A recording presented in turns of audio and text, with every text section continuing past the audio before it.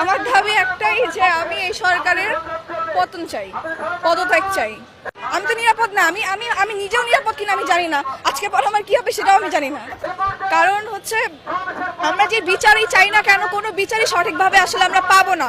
এই যে 9 দফা দাবি স্টুডেন্টরা দিয়েছে, এই 9 দফা দাবি সরকারের পক্ষে মানা কোনোভাবেই সম্ভব না। তারা কখনো মানবেও না। যদি বলেও যে মানবে, তাহলে সঠিক বিচারভাবে কখনোই মানবে না। তো একটাই ভালো হবে যে সরকার পদত্যাগ করুক, আমি এটাই চাই। দেশ কি আসলে স্বাধীন? আমার তো মনে হয় না স্বাধীন। আমরা কোনো স্বাধীন নাগরিক না।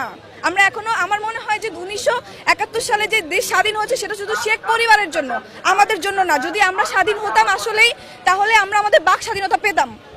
আমাদের কথা বলতে গেলে ভয় পেতে হয়, আমাদের নিজেদের ন্যায্য দাবি আদায় করতে গেলে ভয় পেতে হয়, এভাবে গণহত্যা হতে হয়, আমাদের সবাইকে মরতে হয়, রাস্তাঘাটে আমাদের ভাই বোনদের মরতে হয়। দেশ তাহলে কোথায় স্বাধীন? স্বাধীন শব্দটাই উচ্চারণ করা যাবে না। আমরা এখনো স্বাধীন না।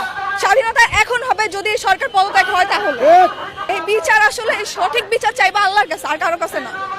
বিচার আসলে কেউ, এই সরকার কখনোই করতে পারবে না, আর হবেও না সঠিক বিচার। তাই আমি চাই যে সরকার পদত্যাগ করুক। বললাম তো, আমি আমার দেশে স্বাধীনই না, নিরাপদ থেকে।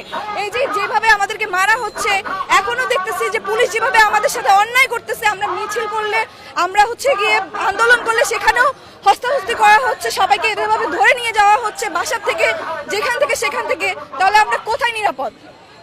আমি তো নিরাপদ না। আমি আমি আমি নিজেও নিরাপদ কিনা আমি জানি না। আজকে পর আমার কি হবে সেটাও আমি জানি না। আমি সর্বশেষে এটাই চাই যে সরকার পদত্যাগ করুক। আমরা নতুন সরকার চাই, আমরা নিজেদের স্বাধীনতা চাই। আমরা এখনো স্বাধীন না।